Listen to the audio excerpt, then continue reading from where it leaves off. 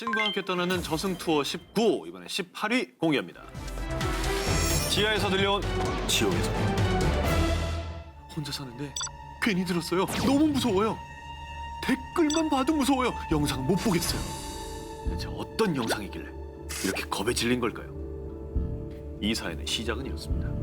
1979년 구소련은 세계 최초로 23km 지하 자원 탐사 계획에 착수했습니다.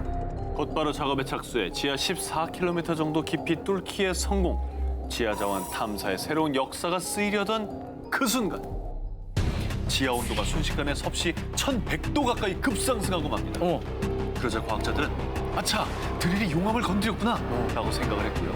곧바로 드릴을 철수하려던 그때 드릴 기계를 끌어올리던 인부들은 지하에서 이상한 소리를 듣고 맙니다. 구멍 깊숙이 넣어 그 소리를 확인해 보는데요. 이 소리가 들린 거예요.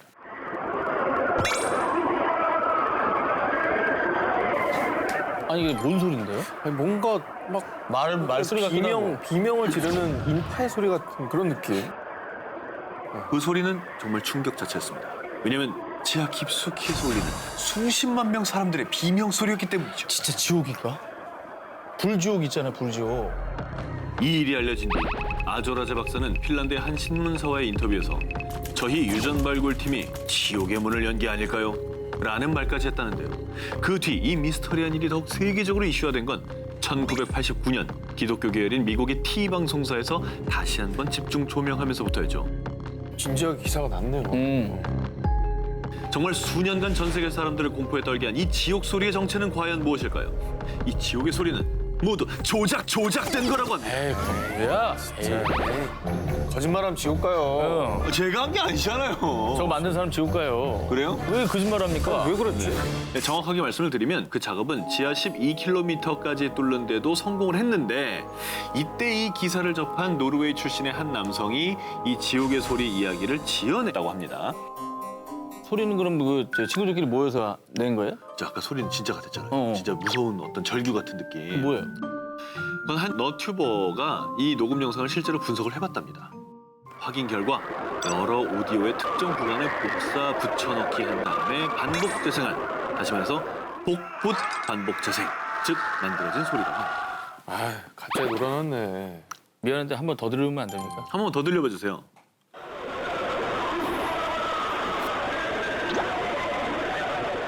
이게 알고 들으니까 진짜 아무것도 아니네. 아까 무서웠는데. 랄랄랄랄랄 이러는 것 같은데 그냥. 아까는 무서워하더니 금방 편했어, 사람이. 아, 역시 진실이 이렇게 중요합니다. 네.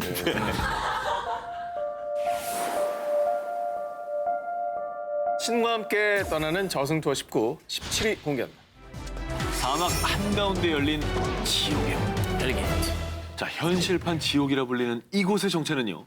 무려 축구장과 비슷한 크기의 거대한 불구덩이 싱크홀입니다. 저것도 누가 조작을 한 거죠? 아니, 아니에요? 포토샵 아니에요? 정말 저렇게 생겼어요. 저기 절대 반지 던져야 될 것 같아. 맞네. 그런데 이 싱크홀이 더 놀라운 점은요. 화산 근처가 아닌 황량한 사막 한복판에 있다는 겁니다. 이 지옥의 문을 연 그 시작은요. 인간의 욕심에서 비롯됐습니다. 저런. 자, 1971년 구소련은요. 중앙아시아 투르크메니스탄에 다량의 천연가스가 매장돼 있다는 정보를 입수하고 지질학자들을 보내서 그 일대를 조사시켰습니다. 그런데 우연히 카라쿤 사막 한복판에 천연가스가 매장된 것을 발견한 거죠. 그래서 그 즉시 가스를 채굴하기 위해 굴착기로 땅을 파내려 갔는데 그런데 그만 집안이 붕괴되어 거대한 구멍이 생긴 겁니다. 이 바람에 장비는 물론이고 작업을 하던 인부들까지 추락했는데요. 그런데 여기서 더 큰 문제가 발생하고 맙니다. 붕괴된 곳에서 매캐한 냄새가 진동하기 시작하더니 이 가스가 만약 근처의 마을로 들어갈 경우에 이 일대가 한순간에 불지옥으로 변하게 된다는 거였죠. 결국 구소련의 지질학자들은 큰 결단을 내립니다. 바로 구멍에 불을 붙여서 땅속에 있는 가스를 모조리 소진하자는 계획이었는데요. 그러나 이들의 예상은 처참히 무너졌습니다. 이 싱크홀엔 상상 이상의 가스가 매장돼 있었기 때문이죠. 그래서 1971년부터 지금까지 무려 30여 년이 지난 지금까지도 천도씨의 뜨거운 열기를 내뿜으며 계속해서 타오르고 있다고 합니다. 근데 여기 뭐 사람이 갈 수가 없는 데죠? 아까 사진 보셨지만 이 사진 말고 가요? 다른 사진 보면 옆에 사람들이 서 있습니다. 뉴스에서 본 거. 저기요. 어머. 네. 그래서 실제로 이곳을 이색 여행지로 찾는 용감한 여행객들이 꽤 있습니다. 워낙 위험한 곳이다 보니까 2010년도에 이 투르크메니스탄에서도 베르디 무하메도프 대통령이 폐지하라고 지시를 했다고 합니다. 그런데 또 인간의 힘으로 끌 방법도 찾지 못해서 현재로서는 속수무책인 상황입니다. 신과 함께 떠나는 저승 투어 19, 16위 공개합니다. 영혼이 모이는 삼색 호수. 꽃이 많이 피는 아름다운 자연 경관으로 포르투갈어로 꽃을 의미하는 플로레스라 이름이 붙은 이 섬에는요. 1639m 높이의 클리무투 산이 있고 그 안에는 화산 폭발로 생긴 세 개의 호수, 클리무투 호수가 있습니다. 이 산자락에 있는 작은 마을, 뽀모에 사는 리오족들은요. 예로부터 자신들이 죽으면 그 영혼은 반드시 이 클리무투 호수에 깃든다고 믿고 있다고 합니다. 그런데 꽤 흥미로운 이야기는 이 영혼들은 다 같은 호수에 깃드는 게 아니라 영혼의 특성에 따라서 세 개의 호수에 나누어서 깃든다고 합니다. 아, 재밌다. 제일 서쪽에 위치한 숲으로 감싸져 있는 검푸른 호수 티우아타부푸는요. 나이 든 사람의 영혼이 모인다고 하고요. 이 호수와 조금 떨어져 있는 옥색 호수의 이름은 티우누아 무리 쿠파이로요. 젊은 사람들의 영혼.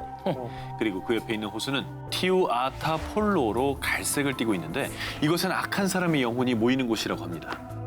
아니 어떻게 저렇게 가까운데 이렇게 색깔이 다를 수가 있지? 진짜 신기해. 일부러 인공 색소를 만들어 놓은 것처럼. 아 그렇죠? 물감 풀어놓은 거 같잖아요. 어. 그런데 이 삼색 호수가 영혼이 모인다는 전설만큼이나 신비로운 이유는요. 하루에도 오전 오후에 따라 또 건기와 우기에 따라 신기하게도 색이 옅어지기도 하고 또 진해지기도 한다고 합니다. 진짜? 신기하다. 저게 어떤 원리로 저렇게 되는 걸까요? 진짜. 학자들은 호수 밑에 있는 토양의 화학 물질 때문에 색이 바뀌는 것 같다라고 추측합니다. 이게 밝혀진 사실은 아니고요. 추측입니다. 하지만 리오족 사람들의 생각은 다릅니다. 그들은 호수에 깃든 조상의 정령이 변덕을 부려서 색이 변하는 거라고 믿고 있다고 합니다. 리오족에게 클리무트 호수는 예로부터 조상이 깃드는 신성한 공간으로 소원을 빌거나 병을 고치고 싶을 때 이곳에 와서 기도를 한다고 하는데요. 리오족의 이런 믿음과 전통은 어쩌면 먼저 세상을 떠난 가족들과 이승에서 더 오래 함께하고 싶은 마음이 아닐까요?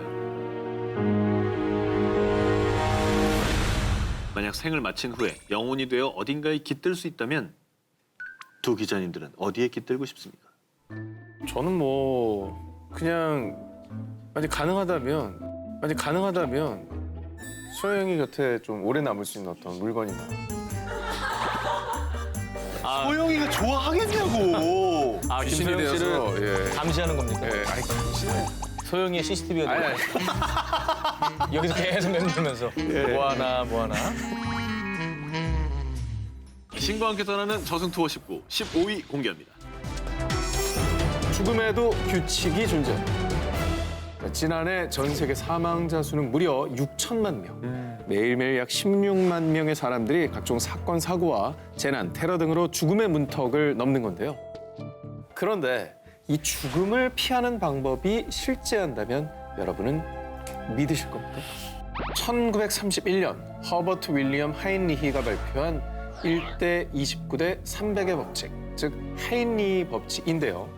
자, 그런데 일부 학자들은 이 하인리히의 법칙을 정면으로 반박했는데요. 자, 인간의 죽음이란 운명에 따른 것이기 때문에 결국 죽을 사람은 반드시 죽는다라는 거였죠. 자, 그 근거로 우리에게 영화로 잘 알려진 데스티네이션 현상을 예로 들었습니다. 자, 영화에서는 우연한 계기로 사고 현장에 살아남은 생존자들은 결국 어떤 이유에서든 순서에 맞게 죽음을 맞이하게 되는데요. 자, 그런데 이 같은 데스티네이션 현상이 세계 곳곳에 실제로 나타났습니다. 어머. 자, 미국 뉴욕시 맨해튼에 사는 데이비드 서킷. 그는 여느 날과 다름없이 사무실에서 근무 중이었는데요. 그런데 머리가 아파요 라며 갑자기 두통을 느낀 데이비드. 그가 잠시 건물 밖으로 나온 순간 고막을 찢는 듯한 굉음과 함께 건물은 아수라장이 돼버립니다. 그가 일하던 그 건물은 바로 세계 무역센터 어머머머. 911 빌딩이었습니다. 머리가 아픈 거를 징후로 느낀 거예요? 그렇습니다. 그래서 순간적으로 대피를 해서 죽음을 모면했던 거죠. 어머머. 9.11 테러의 희생자가 될 뻔했지만 죽음의 문턱에서 가까스로 살아 돌아온 데이비드. 생존의 기쁨도 잠시 황당하게도 감전 사고로 사망하고 마는데요. 자, 여기서 놀라운 건 그의 사망 날짜가 2003년 9월 11일이었다는 겁니다. 무섭다. 근데 요거 하나로만 보면 너무 우연의 일치 아닐까요? 그럴 수 있습니다. 네. 근거를 더 준비했습니다. 네네. 자, 이 같은 데스티네이션 현상이 또 있습니다. 2012년 6월 캐나다 토론토의 이 센터. 당시 식사 중이던 20대 여성 제시카 거비는 불현듯 주변 공기가 탁해졌다라는 느낌을 받습니다. 결국 식사를 멈추고 식당 문을 나서는 그 순간 이곳에서 총격 사건이 벌어졌는데요. 자, 이 사고로 한 명이 숨지고 7명이 부상을 당했다고 합니다. 자, 정체모를 불안감 덕분에 구사일생으로 목숨을 구한 그녀. 그런데 사건 이후 단 48일 만에 또 다른 총기 사건으로 목숨을 잃고 맙니다. 웬일이야. 그 두 사건은 좀 우연의 일치로 보기엔 너무나 소름 돋는. 그러니까요. 그죠? 네, 게다가 같은 날짜, 같은 방법. 신과 함께 떠나는 저승 투어 19, 14위 공개하겠습니다. 천국 다녀온 할리우드 섹시스타. 할리우드의 원조 섹시스타이자 60세 나이에도 여전히 탄탄한 몸매와 건강미를 자랑하는 샤론 스톤. It's nice. 우리 세 분의 어떤 저 포함해서 사춘기를 화려하게 수놓았던. 저의 고등학교 시절이었죠. 그렇죠. 자, 그런데 지금도 여전히 건강미를 자랑하며 왕성하게 활동 중인 그녀가 과거에 사후세기를 경험했다는 사실 알고 계십니까? 2001년 10월 샤론 스톤은 자신의 머리를 강타하는 듯한 통증을 느낍니다. 그 순간 나는 머리에 총을 맞은 것 같았어요. 라고 당시 상황을 표현했는데요. 결국 응급실로 실려간 샤론 스톤은 곧바로 MRI 검사를 받게 됩니다. 하지만 MRI 검사 도중에 기계 속에서 의식을 잃고 만 그녀. 그녀는 MRI 검사가 끝남과 동시에 응급 수술을 받게 됩니다. 자, 그런데 샤론 스톤이 의식을 잃었던 시간 동안 그녀의 표현에 의하면 사후세계를 목격했다는 것이었습니다. 그 경험은 새하얀 빛의 폭발로 시작됐다고 합니다. 하얀 빛의 소용돌이가 샤론 스톤을 덮치면서 그곳에서 자신의 죽은 친구들을 만났다고 합니다. 하지만 현실에서는 뇌동맥류가 파열되면서 뇌막 안쪽으로 피가 고인 상태였는데 그로 인해서 응급수술을 받았지만 소생 가능성이 거의 없다고 할 정도로 상황은 심각했습니다. 그런데 친구들은 그녀에게 샤론, 우린 이제 헤어져야 될 시간이야 라면서 그녀를 천국 밖으로 떠나보냈다고. 자, 그런데 놀랍게도 그 타이밍에 맞춰서 그녀는 기적적으로 의식이 깨어났다고 하는데요. 진짜. 2001년 수술 도중 자신이 겪었던 경험을 죽음에 이르렀다 다시 살아난 일이라고 믿고요. 죽음이 두렵지 않고 자신에겐 선물 같았다라고 하는데요. 과연 그녀가 본 것은 천국이었을까요?